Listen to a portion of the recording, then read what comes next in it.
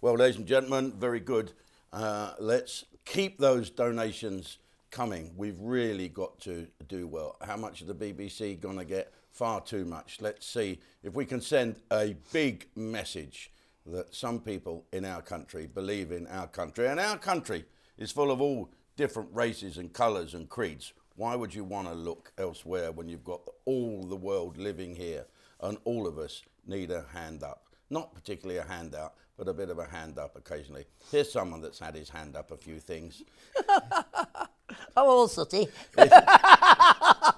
Yes, it's the irreparable.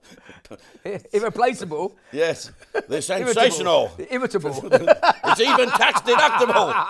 Robert Nankerville. I like that, Robert. Yeah, not many people call me Robert now. James Cameron. Yes. Your mother used to call you Robert when she told you off, didn't she? Yes, she used to. I love my mum. I always remember her coming out the back door whenever I got hurt. And I've done this, I think I might have mentioned this before on your show, that when she used to come out, I can see her now, I'll get a bit choked up when I think of her, and she used to have a little black, white, spotted dress she used to wear in the summer, and I used to get upset or something. I was crying in the back garden, scared of spiders, I am, terrified. And whenever I got hurt or whatever it is, she used to come out and go, turn that frown upside down, she used to say. And then she used to come over, and I don't know if your mum ever used to do this, she used to get a little hanky out, she used to keep it in her pocket, she used to spit on it, like that, and used to wipe my little face like that. She used to always doing that, wiping my mouth. My wife does it to me now. Does when we're in a restaurant. when you she eat gets a food. napkin and does that. Does she? Yeah, Is that I horrible, got isn't to it? have a fucking crumb. One little crumb there. They're eating something, the crumb. I'm going to finish chewing this bit of steak first. Oh, it's funny. It brings back a lot of memories, that. She used to go that. They used to...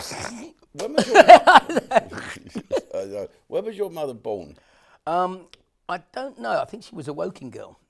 No, when? Oh, when? Yeah. God, now you're asking, in the 40s? Yeah. My Yeah, about mum was 1919. My dad was 1910. That's, yeah, how old was he when he passed? 27. 27? No, I don't. I think he was 89.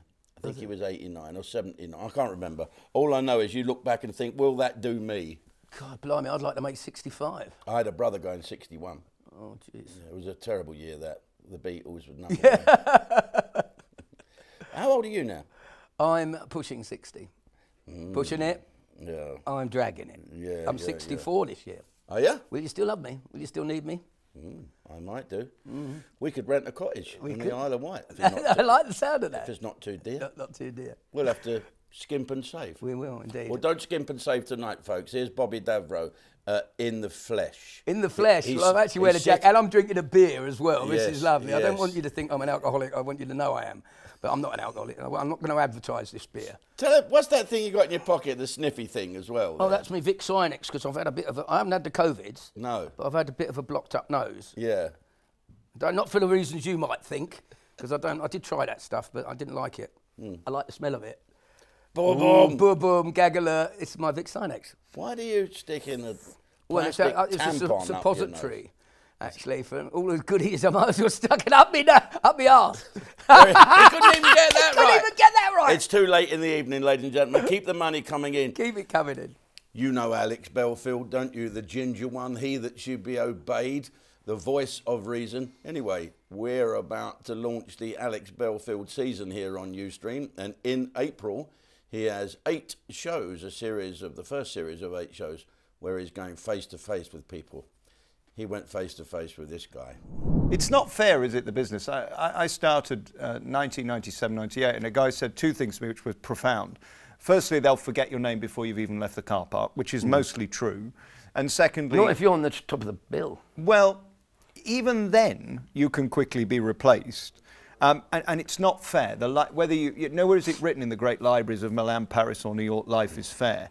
I wonder whether you feel you should have been given more breaks than you got, because your talent deserves it. Yeah. But why aren't you Bradley today? Do you go there, or do you try and... No, it doesn't. It doesn't mind me. I'm pleased for him. I'm not pleased for myself, because I always believed that I would be taking over from Bruce or Des, and there's a Connor and people like that. I thought I'd been the new person that came up. I hosted a couple of children's shows, Run the Risk and stuff, and I did a game show for, God, we did about 70 episodes of Winner Takes All, which I took over from Jimmy Tarbuck back then. And yes, I thought I was going to get a lot more opportunities to do that. And then there was a new wave of comedy that came in. It was the Friday Night Lives. It was the Saturday Night Lives. The Dawn French and the Jennifer Saunders and the Harry Enfields. And there's a shelf life. And it's sort of, we got moved aside. And even Brian, who was sort of riding high at London Weekend, he got moved aside. I don't know why, but Anton Deck came along. And now I think, I get frustrated at, is the fact that you don't get, I'm not on the list anymore. I used to be on the list. Well, if Brian can't do it or Bradley can't do it, maybe Bobby Davro, we need someone from and they don't come anymore because I'm not on the list. It's all the new people. And to be honest with you, they should sort of make it a little bit more, available. It's when I watch Britain's Got Talent and a dog wins it. A three-legged dog or something. What can you do with a three-legged dog? But it's not even a competition. I mean, I talk a lot about how they ask people to be on it. In fact, we had Francine Lewis in the chair. She was asked to do it. I've got 2 mates this season who have been asked to do it. They're given a dressing room. It's not a competition anymore. It's about the programme. It's about it's about the diversity in it as well. Oh, I'm doing this for my granddad. He's got a wooden leg and a prolapsed arsehole. I've got to do it for him. A collapsed arsehole? Yes, a prolapsed. A prolapsed? Okay. I'll show you what one it is. I did a programme called The Games, and it was weightlifting, and they had me on it, and then someone had clipped this in, and I picked it up, and I got it there, and as I pushed it up, I was watching this with my young kids. This is when they were younger then. I'm like this,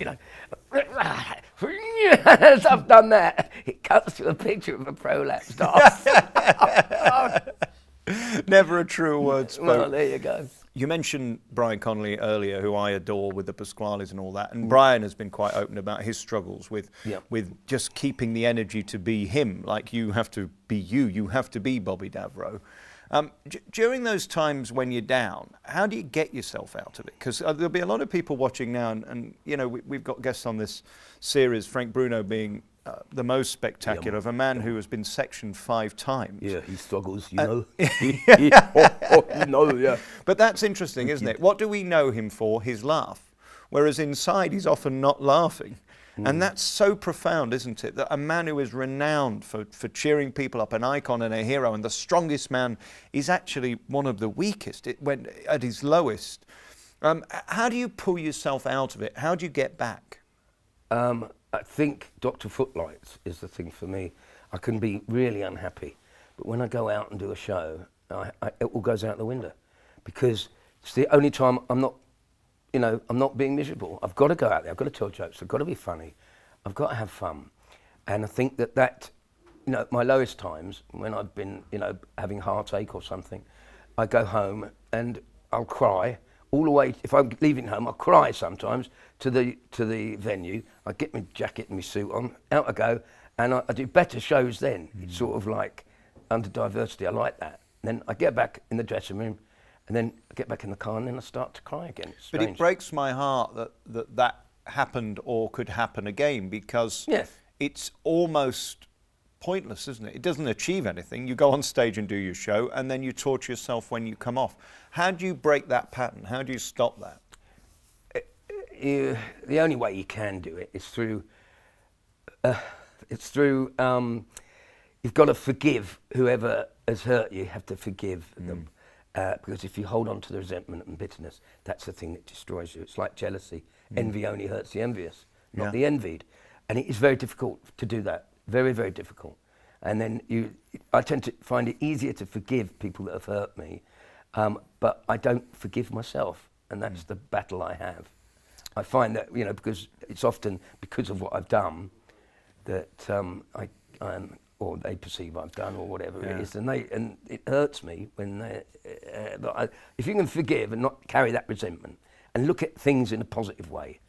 It's not easy, life, but there's a lot of other people out there a lot worse off than likes of me. There you go. I hope you noticed in that clip there, yeah. Right, I looked a bit peaky white. I wasn't very well that day. I wasn't very well at all. I looked like a scrotum with eyelashes, didn't I? I had that face white, and now I've put a bit of makeup on. I look a bit, I put my makeup on. Your foot was going? I know, I'm a bit nervy. I'm always a bit nervy. Quite a nervous sort of guy, I got shell shock for my Rice Krispies in the morning.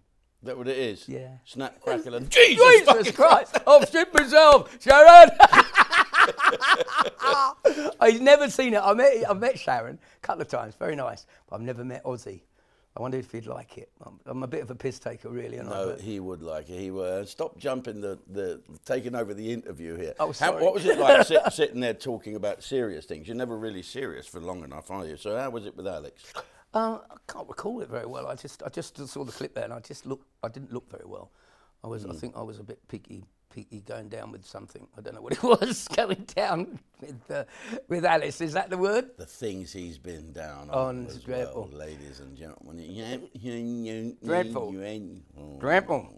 That's my catchphrase. Now, dreadful. You've been entertaining the troops, and I thought you know a few veterans. Tell them about your time in the Oman, the disaster that nearly went on. Well, there. it was actually pretty bad because we went over there. It was the day, I think it was when Beckham scored that free kick that took us either through to the finals of the Euros or the finals of the World Cup. Yeah. Against Turkey or something like that. And all the soldiers, they built a stage out in the middle of the desert. So you're in the Oman, and this was just prior to the Second Gulf War, wasn't it? It was their warm-up. I think it was afterwards, to be truthful with you. Was it? I thought it was the getting ready. Who was that with Steps? It was with Steps and Jerry Halliwell. Mrs. Formula One. Sorry? Yeah, Mrs. Formula One. That was just before Gulf War II. That was. Yes, okay, so it was, yeah. And we went out and we did lots of grip and grins, went on a nuclear submarine. But the thing that was tragic, that night when Beckham scored the free kick, everyone, it was like that you could feel all these soldiers, and they were all sitting in the camp. They were watching it? They were watching it, because it wasn't on the screens on the stage. So we waited for the football to finish. When he knocked that ball in, everyone, wow, and they all came over. It was like the old days. What about the Scottish soldiers? Was there any? No, they were staying behind, they were gutted. Oh, you buzzer, baby. And they all came over, and unfortunately, someone got killed. Someone got squashed. It was a bit of a problem. We didn't realise at the time. And we went on, and we were all in great mood, but someone sadly lost their lives because they got squished up against the fence. I never knew that someone lost their lives. I knew there was a little bit of a rush and a crash and a God knows what and everything. Yeah, that's pretty sad. And Steps got canned off, didn't they? Yeah, well, they started throwing cans. My own fault, really. I got a can out. I squirted them. They all chucked the cans on. A little H boy, little H, he went, dunk one, he put it on his head. I pissed myself. But they loved it. And then we sort of like did grip and groons, got in the old Chinooks. And that terrible thing, I bet they did it to you, where they go, do you want to do a bit of wing, what's it called, wing boarding or something, or tail boarding? And they said, you sit on the edge with your legs over the back of they put the ramp down at the back of a Chinook, and they put your legs like that. And they said, you'll be hooked on. Then they go into a climb and you start and they go sliding like this, off. and you start sliding, and they held up the hook. You bastard! It's a different hook. It was a different hook, yeah. But I did some great things. Going on the nuclear submarine, this is a classic. Because it was just before the next war. They were sending off extra sets. Is it extra? No, they were TLAP. They were what were they for cruise the missiles. They were for cruise missiles. Tomahawks. Tomahawks. That was So from our basically, subs, you push them up. So two SBS boys came up to me and they said, "Would you come do a grip and grin if you want on the boat?" And I thought it was going to be a ship or something, So I've turned up the next morning. These two SBS boys. I said, where's the boat? And they said, it's just round here. And we went round, and it was parked up against an old fishing boat where they did the missiles that came from the fishing boat onto the thing overnight. And it was a nuclear submarine. And I went, I can't believe it. It was splendid. It probably was. It was very nice. No, it was called Splendid. So we go down, I got it. So we go down, we chased us everywhere. I looked at the missiles, and I looked at the generator, the one that plugs it in, the nuclear reactor. And so they showed me around these SBS boys, all right, we're lovely, jubbly. And he said, come through and say hello to the ops guy. And I've walked into this little cabin place with a curtain. I went, hi everyone, it's Bobby Davro here. And they had all the maps. It was like the captain and the admiral, whoever it is. And all of a sudden they covered all the maps up like this. And a big hand came around and grabbed my collar and yanked me out. And then the SBS boys said, come on, we better go now. I don't think we've impressed them. And they took me scuba diving for my reward. And I went scuba diving for the first time. It's fantastic. During all that warm-up, Sir Donald Gosling, as you know, was a great bloke, and he gave so much money to the military. I mean, tons and tons. He was a great, great giver away of money to good causes. And he wanted to put on a show on a submarine out somewhere or other, off the coast of whatever, banging in those missiles into it. Yeah. And so he said, they've been there for ages and whatever, can you come and do a show? I said, I can't. He said, well, do you think John Virgo will come? So I phoned up Virgo and I said, you want to do a show on a nuclear submarine? I'm not going on a submarine. I've seen that film just bought, with all the Germans. I said, no, these things are huge. Well, what am I going to do? I said, well, you can do a snooker display.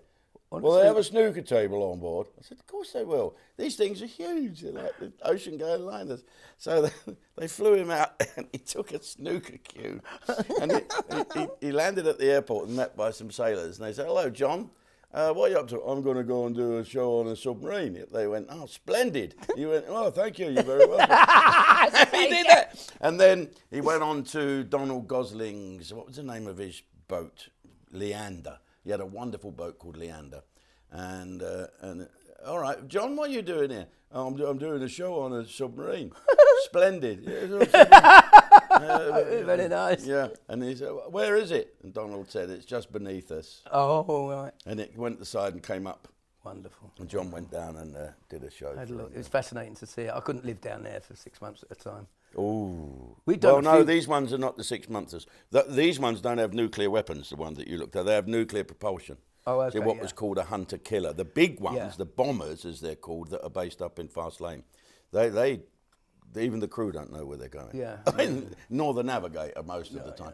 But they just sit there out the way, undetected and silent, and they're protected by the other submarines. Right. So that's our nuclear deterrent. Right now, as we're watching this, ladies and gentlemen, as you know, stuff is going on out in Russia, and there's always that problem of a ballistic missile nuclear attack, where let's hope that Mr. Putin realises that all our weapons are all trained on his bases as well as they're trained on ours, and it would be mutually assured destruction. Mad. Well, that's what but these guys, they can't write home. They get they can say, "Hello, I'm fine." A little thing. That's it. Little one-liner. Yeah. Like that. Yeah. And they're a good old bunch, aren't they? I don't do it entertaining the troops anymore because they're all too young. Well, we did this thing at Colchester when Two Power come back, didn't we? Went up to Colchester and did that, and they're all about 18 years old. Yeah. And they didn't really get it. Well, you went really well, didn't you? Well, me and you. Apart from the girl that he got up. Two girls, right? Oh, they were the girls. They were gender. One was really lovely, really sexy, and the other one looked as if she could kickstart a tank. Yes. And she... Start a Harley Davidson. She was...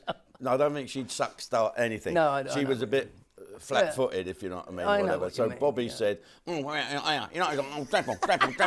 And they're getting them to do things, and they didn't really want to do it. No. And he said, I've always wanted to shag a woman in leopard skin trousers. And this one that was a bit butch had leopard skin trousers on. So this is how it went. I've always wanted to shag a girl in leopard skin trousers. She went, oh. He said, could you lend your mate your trousers? That's right. I normally do it about glasses. If I always get a woman out with the glasses. It's slightly sexist joke, but as I say, it's a bit of fun, isn't it? All our jokes are sexist. Yeah, but people used to love it. People laugh. They're jokes. That's what it's about. Talking of jokes. Yeah.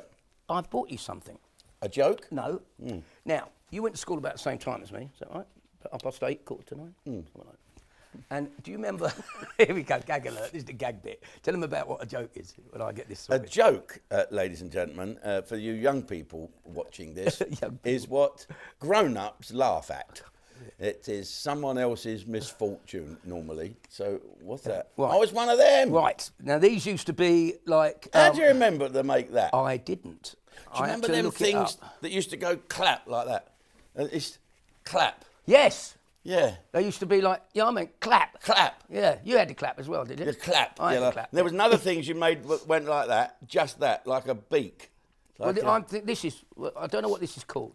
This is called a... It's called like a make-a-wish thing. Yeah. And you used to do that, didn't you?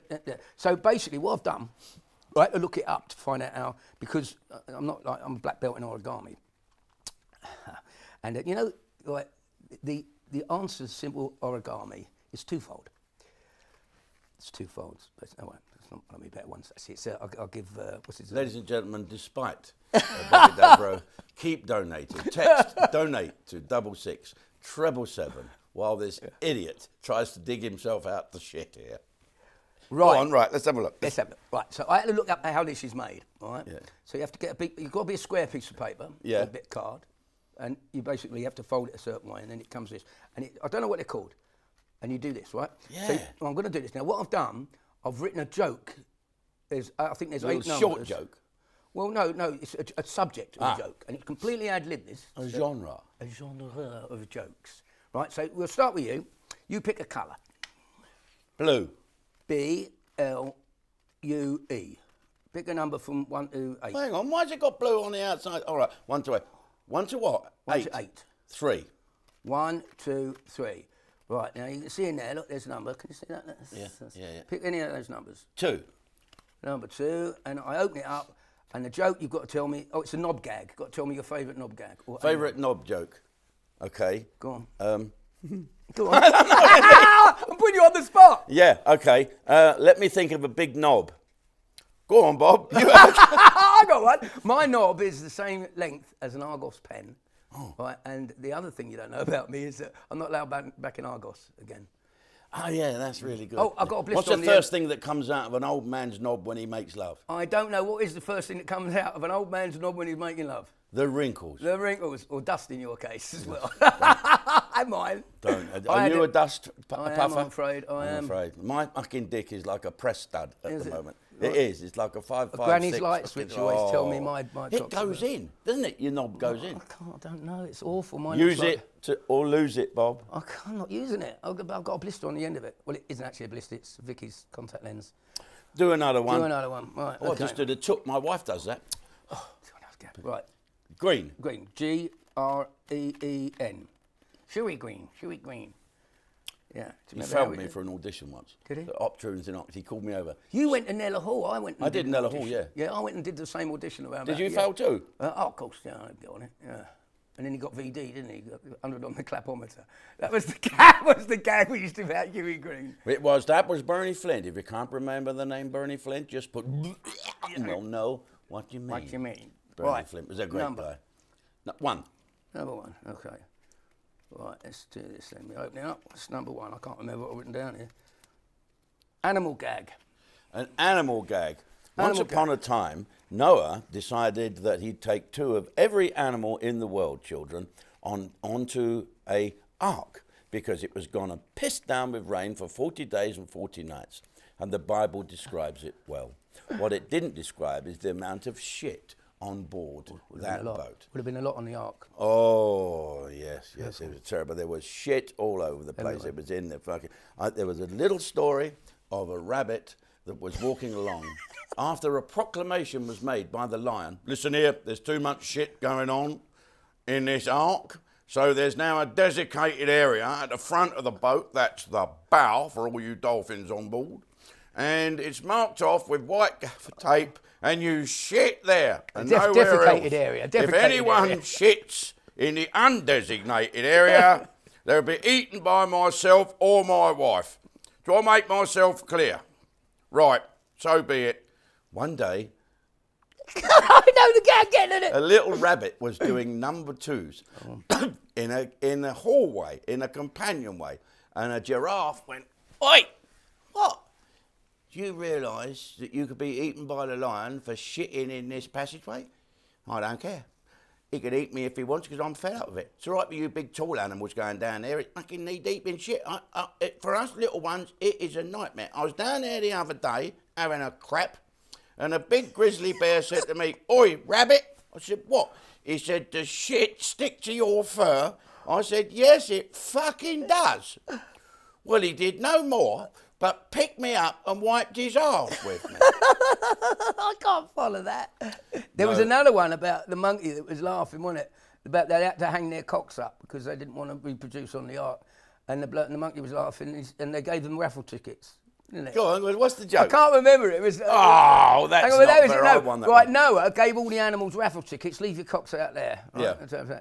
And the monkey got and he was laughing, and the lion says, "Why are you laughing?" He said, "I've got the elephant's raffle ticket." Oh yeah, you would. It was a gag, isn't it? I can't remember. But he didn't think his ass could take another one of them sticky buns. Let me get you at it now. Right, and you see if you can do it. Hello. I don't know whether I have me tea with me squirrel mug. Hello.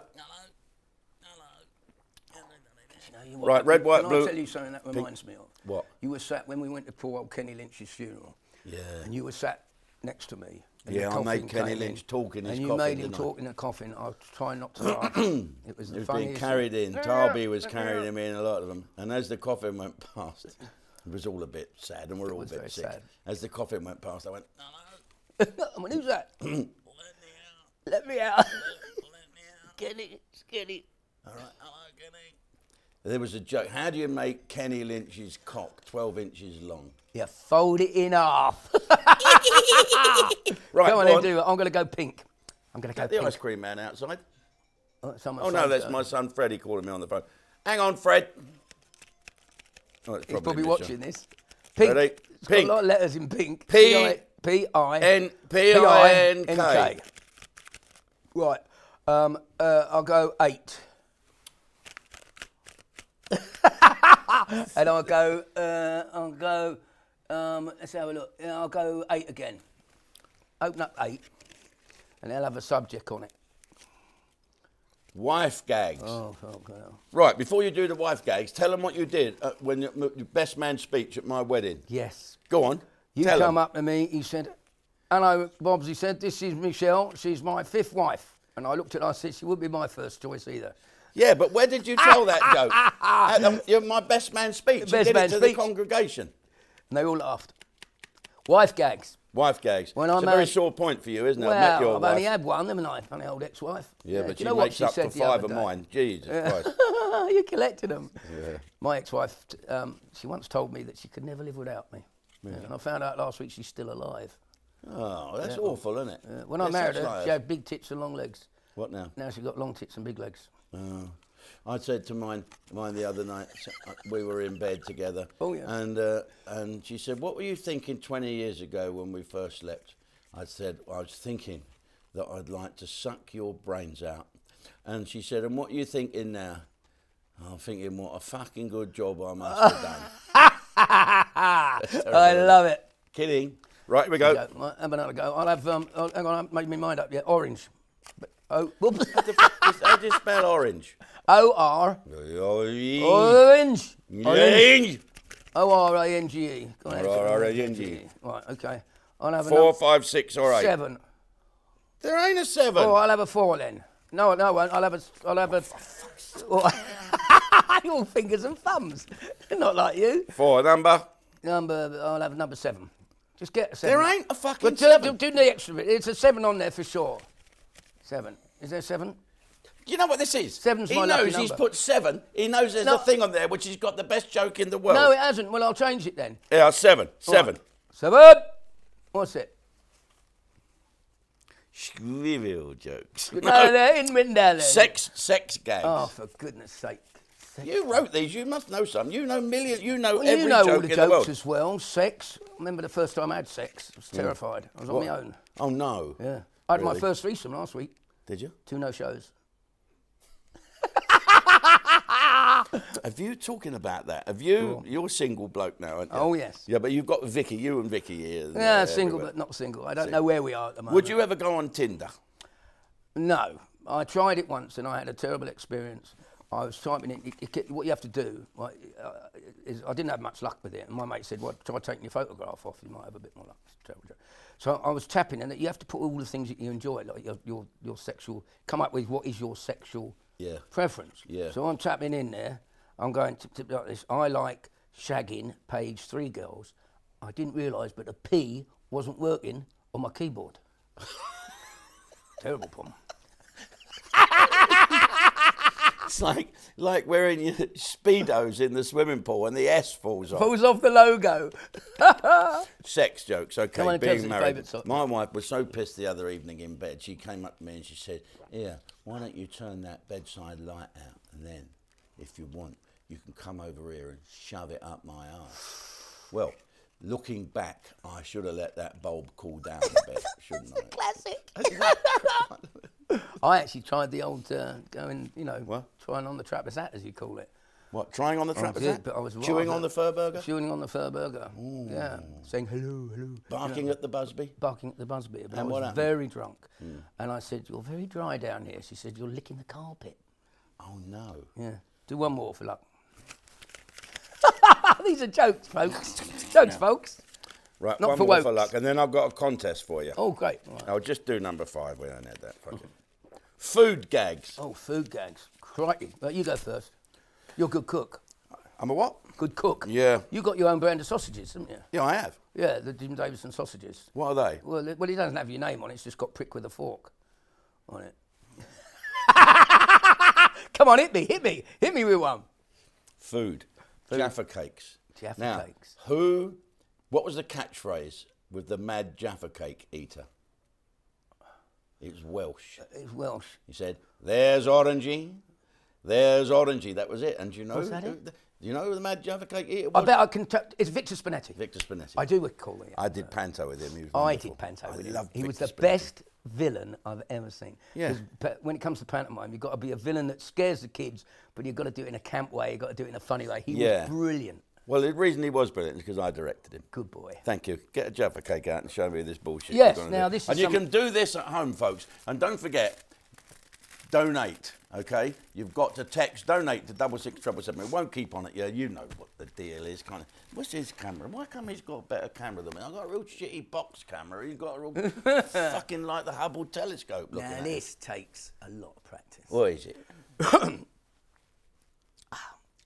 Put the Jaffa cake on your head, chocolate side down. Yeah. And you've got to get it in Yeah. your mouth without touching it with your fingers. I will now demonstrate. Ready? Here we go. Someone at the door while you're doing that. Oh, hang on. You're doing a Patrick Moore eye. Okay, I'm Patrick Moore. This Jaffa cake represents the moon. Right, hang on a minute. It's got Go on. There he is. Hang on. It's stuck. No, it's moving. No, it ain't. It's like a fucking glacier. Wait, yeah, Oh, he's there you doing- go, look. Oh, look. Here it is. All the matron. Fucking impressions while I'm doing it. Mason. Ah!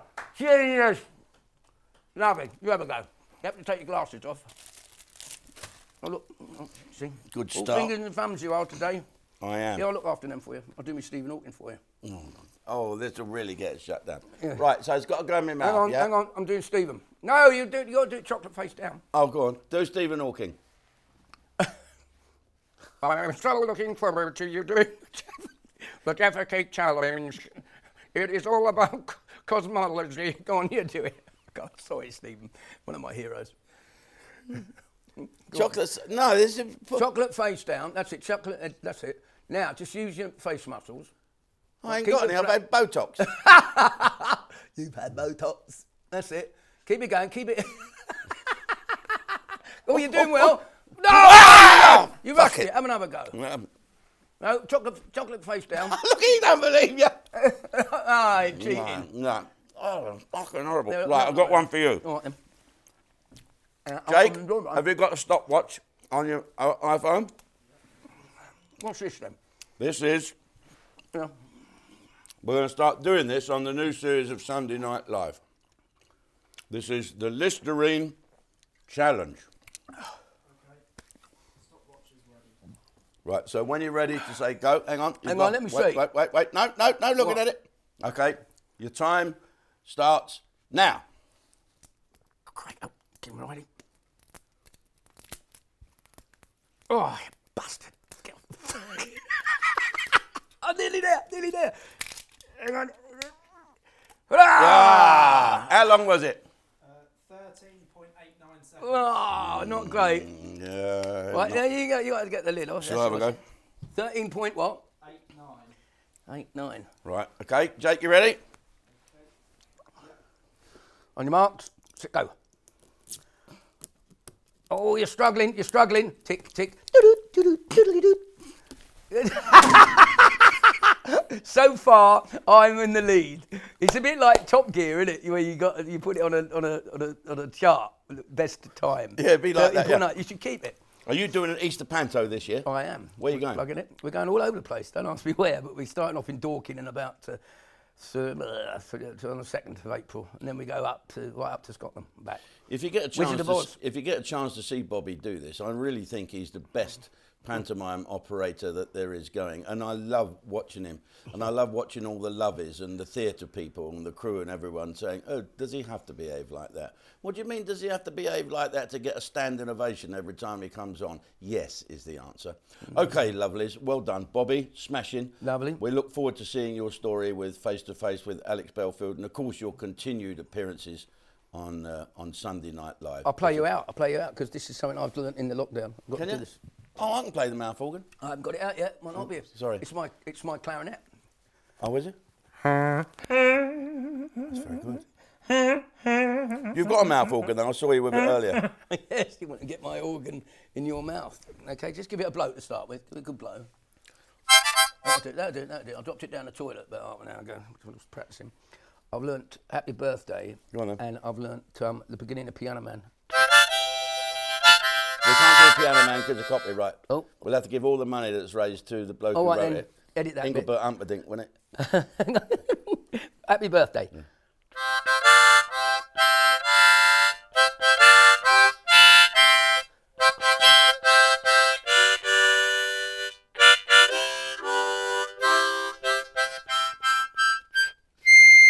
Pretty good.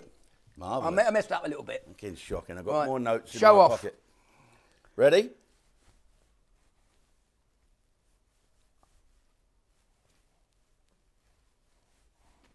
Brilliant. Absolutely brilliant. Jaffa Cake. What's it? Get the Listerine. Okay, Jake, what's on next? I love warming up for Jim as well, as you can say what you want. Because political correctness has gone up the fucking wall, hasn't it? So if I say what I want tonight, who cares?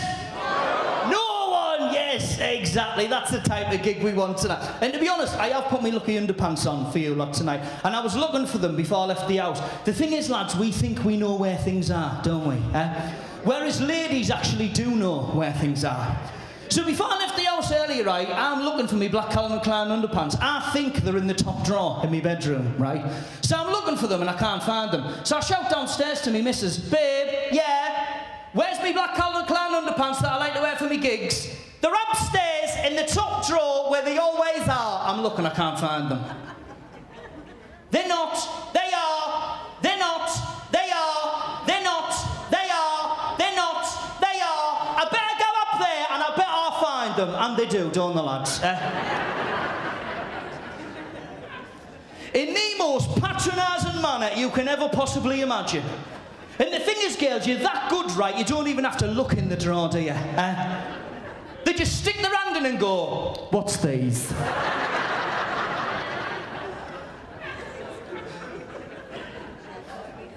And it makes you wonder, you know all these myths at the Loch Ness Monster? All these people have been going down there in all this scientific equipment trying to find it. No one's ever found it. Just get your fucking missus. She'd find it straight away, wouldn't she? All these people round the loch, your missus is like that, out the way. Fucking what's this?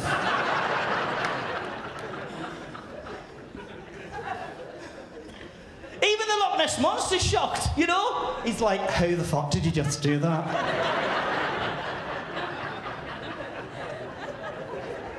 You absolute bitch. Do you know what? I'm down there, mind my own business, getting my fucking nails done right, and you just fucking grab me by the scruff of the neck.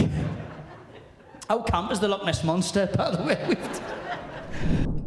Hi everyone, it's me, Ozzy.